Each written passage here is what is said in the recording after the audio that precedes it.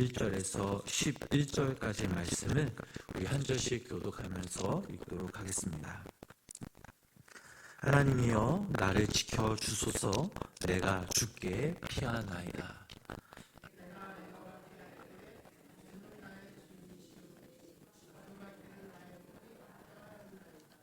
땅에 있는 성도들은 존귀한 자들이니 나의 모든 즐거움이 그들에게 있도다.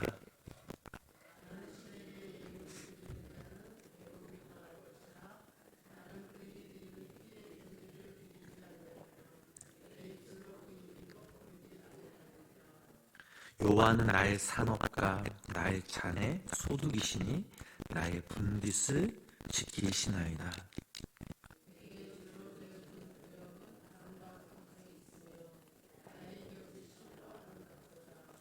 나를 훈계하신 여호와를 송축할지라. 밤마다 내 양심이 나를 교훈하도다.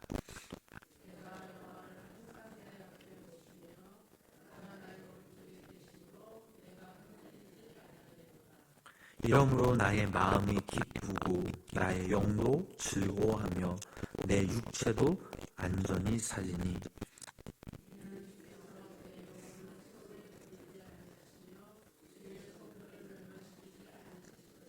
함께 읽겠습니다.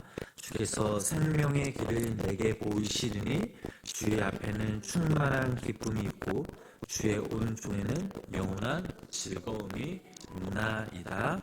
아멘.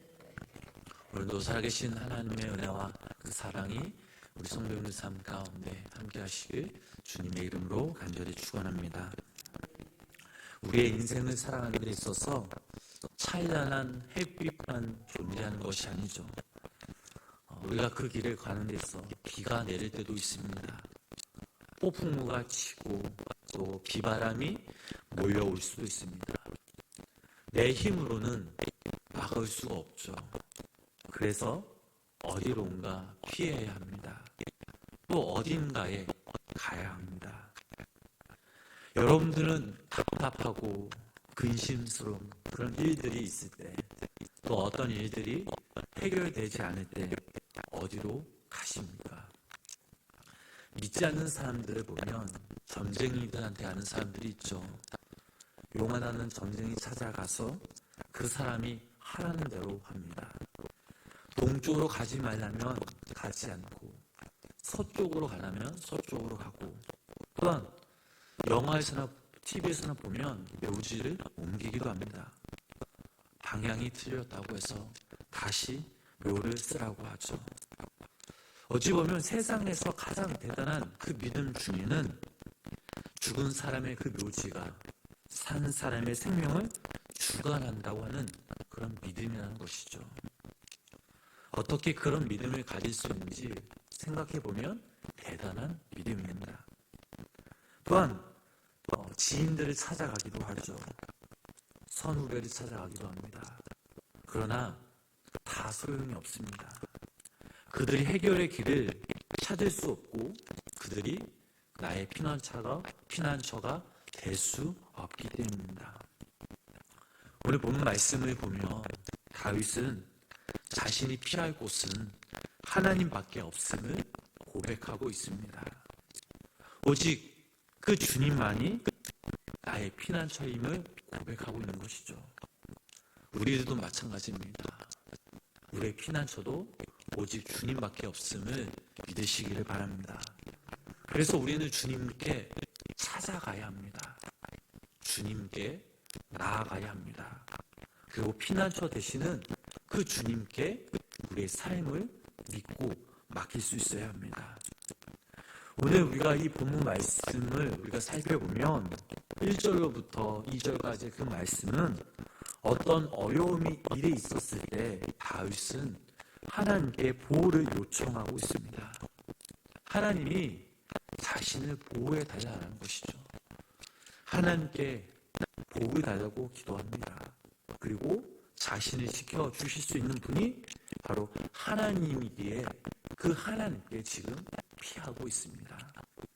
3절로부터 6절 말씀 읽어보면 다윗이 특별히 주님께 피하는 4가지 이유를 설명하고 있습니다. 그리고 8절부터 11절 말씀 보면 그래서 나는 이렇게 살겠다라고 결심을 하죠. 자, 그렇다면 왜 다윗은 하나님께 피하려고 했을까요? 첫 번째로 그분만이 존귀하게 여겨주시기 때문입니다. 우리 본문 3절 말씀 우리 함께 다 같이 읽어보도록 하겠습니다. 땅에 있는 성도들은 존귀한 자들이니 나의 모든 즐거움이 그들에게 있도다. 아멘. 하나님은 우리를 우습게 여기지 않으십니다. 얕보지 않습니다. 자존심 상하게 우리를 무시하지 않는다는 거죠. 우리는 모두 사랑받기 위해 다 태어난 사람들입니다. 우리는 모두 주님께서 지명하여 불러 세우셔서 보배롭고 존귀하게 여겨주시는 하나님의 자녀입니다. 우리가 때론 탕자와 같이 아버지를 실망시키고 떠나다가 다시 돌아오기만 하면 주님은 당신의 넓은 품으로 우리를 안아주십니다. 우리 스스로 자신을 비하하면서 살 필요가 없습니다. 다른 사람들은 다 몰라도 하나님만은 여러분들을 존귀하게 여겨주심을 믿으시기를 바랍니다. 두 번째로 그분만이 내 분깃을 지켜주실 수 있기 때문입니다. 우리 5절 말씀, 본문 5절 말씀 함께 읽어보겠습니다. 여호와는 나의 산업과 나의 잔의 소득이시니 나의 분깃을 지키시나이다. 아멘. 자, 분깃은 내 몫이라는 뜻을 가지고 있습니다. 살아가다 보면 우리가 금고를 믿을 수 없죠. 고양이에게 생선을 맡길 수가 없습니다. 사람들은 다 자기 자신이 우선이지 결코 다른 사람이 우선이 아닙니다. 은행도 마찬가지죠. 뉴스를 보면 해커들이 통장을 해킹해서 계좌를 바꾸거나 수천만 원을 내 통장에서 빼어가는 일들이 아주 다분합니다. 내 돈을 잘 지켜주던 그 잘 나가던 은행들도 하루아침에 문을 닫을 수 있습니다. 그 잘 나가던 주식도 하루아침에 바닥을 치는 그런 시대를 우리는 살아갑니다. 그래서 우리 주님은 우리들에게 늘 말씀하시죠. 마태복음 6장 20절 말씀 읽어보면 이런 말씀이 있습니다. 우리 말씀 함께 읽어보도록 하겠습니다. 오직 너희를 하여 보물을 하늘에 쌓아두라. 저기는 좀이나 동록이 해하지 못하며 도둑이 구멍을 뚫지도 못하고 도둑질도 못하느니라. 아멘. 오직 우리 주님만이 우리와 우리의 분깃을 지켜주시는 분임을 믿으시기를 바랍니다. 그래서 우리는 그의 나라와 그의 의를 먼저 구하고 하나님의 것은 하나님에게 온전히 드리며 살아가야 될 줄 믿습니다. 세 번째로 그분만이 기업을 줄로 재어 주실 수 있기 때문입니다. 6절 말씀, 본문 6절 말씀 계속해서 읽어보도록 하겠습니다. 내게 줄로 재어준 구역은 아름다운 곳에 있으며 나의 기업이 실로 아름답도다. 아멘.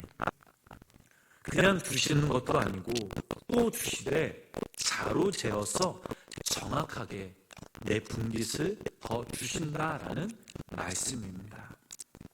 이 말씀은 지금껏 주신 것도 지켜주시고 또 앞으로도 주신다는 말씀이죠. 여기서 특별히 강조한 것은 사람마다 내 구역이 있다라는 사실입니다. 가나안 땅을 정복할 때도 각 지파에게 하나님께서 정확하게 줄로 재어주셨습니다. 다른 말로 하면 각 사람들에게 하나님께서 달란트를 허락해 주셨다라는 말씀입니다. 감당할 수 있을 만큼 허락해 주십니다. 그러기에 남의 것을 넘보지 않아도 됩니다. 이 말을 다른 말로 하면 내게 있는 것을 주신 것을 감사할 수 있는 마음과 믿음을 가져야 된다는 사실이죠. 여러분, 불행은 어디서 올까요? 가지고 싶은 것을 못 가진 것 때문에 불행한 것이 아니라 내가 가지고 있는 것을 내 스스로 모른다는 것에서부터 불행이 시작된다는 사실입니다. 내가 가지고 있는 것을 소중한 것을 내가 모르고 있는 것입니다. 여러분 한번 찾아보시기 바랍니다. 여러분들 중에 가지고 있는 것 중에 단 하나도 버릴 것이 없습니다. 다 소중한 것이죠. 다 잃어버린 것 같으나 아직도 내 스스로 가지고 있는 것이 너무나 많이 있습니다. 이걸 모르기 때문에 우리는 불행한 삶을 살아가는 것입니다. 하나님께서 자로 재어서 내게, 여러분들에게 나누어 주신 것이 분명 있습니다. 더욱이 하나님은 넉넉하게 주셨습니다.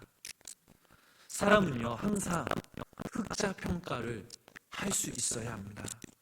그런데 이 땅의 사람들은 모든 일에 적자만 계산하죠. 무엇을 잃었는지만을 생각합니다. 그리고 그 잃어버린 것에 대해 몰두하기 시작합니다. 그러나 다 망해도 절망의 순간에도 분명 얻는 것이 있습니다. 이것을 잃어버렸다면 저것을 얻는 것입니다. 이것이 바로 하나님의 법칙입니다. 하나님은 한쪽 창문을 닫으시면 다른 한쪽 창문을 열어주십니다. 건강을 잃어버렸다면 믿음을 얻었습니다. 재산을 잃어버렸다면 겸손을 얻을 수 있습니다.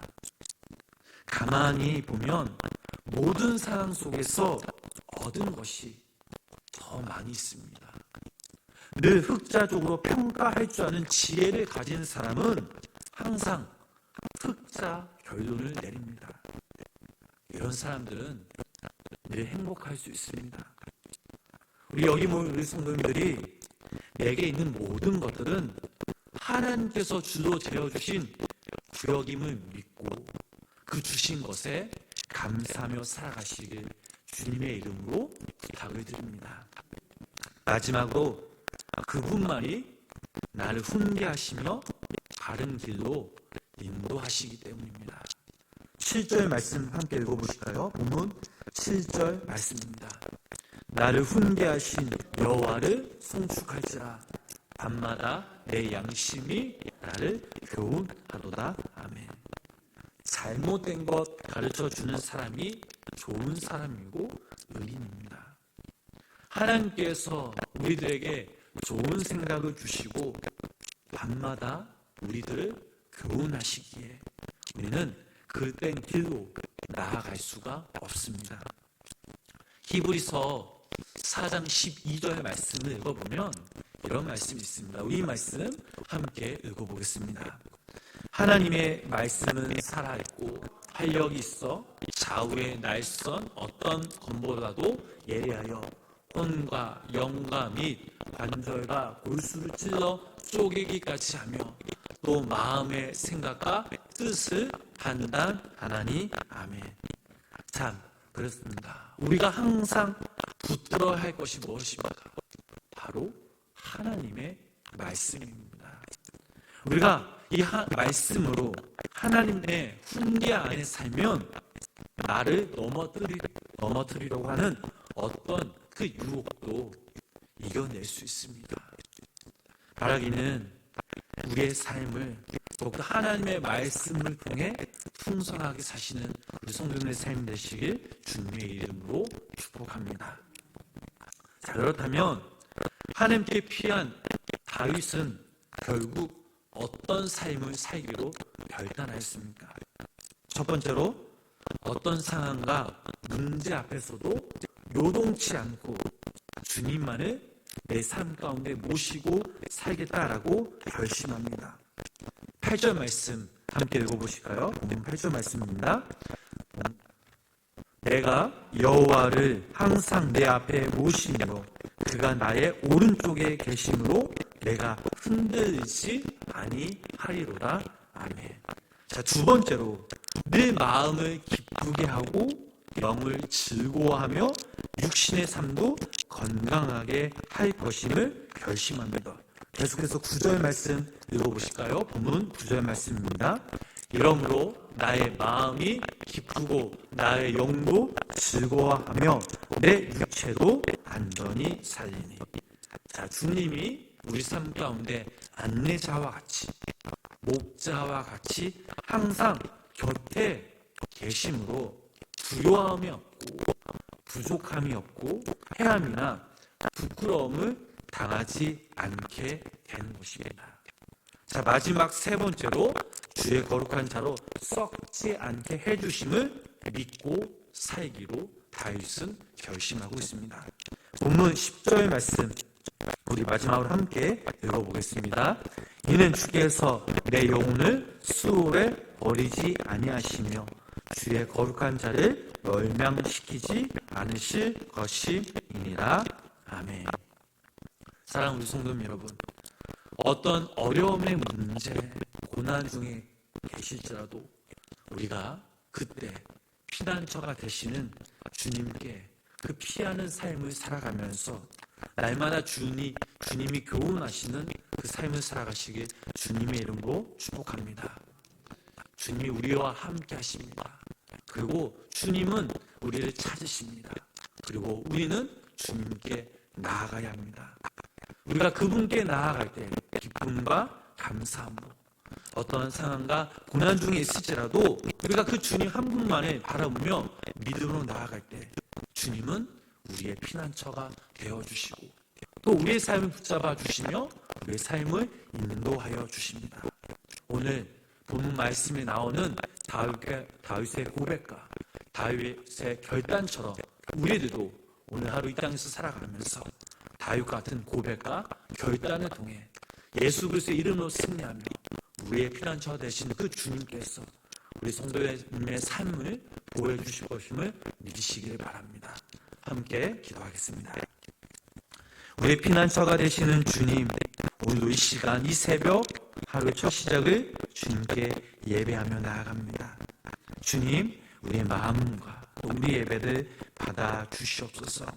어떠한 상황과 또 고난 앞에서 내 스스로 그 문제들을 해결할 방법을 찾고 또 구하는 것이 아니라 나와 함께 하신 하나님, 내 삶을 주관하시고 인도하신 그분께 믿고 맡기며 하나님의 뜻에, 하나님의 말씀에 귀 기울이며 살아가는 우리 모두가 되게 하여 주시옵소서.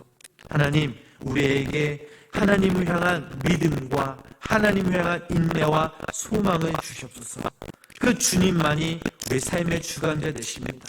그 주님만이 우리 삶 가운데 거하시고 우리의 모든 것을 아시는 그 주님이 우리의 삶을 인도하여 주십니다. 그 주님만이 내 삶 가운데 방향이 되시고 그 주님만이 내 삶 가운데 길이 되십니다. 주님, 오늘도 이 시간 우리가 그 주님께 믿고 맡기며 그 주님을 의지하며 간절히 기도하며 나아갑니다. 오늘 이 새벽 주님께서 우리의 기도에 귀 기울여 주시고 당신의 방법으로 당신의 뜻 가운데 우리 기도 제목들이 이루어지게 하여 주시옵소서. 예수님의 이름으로 간절히 기도드렸습니다. 아멘.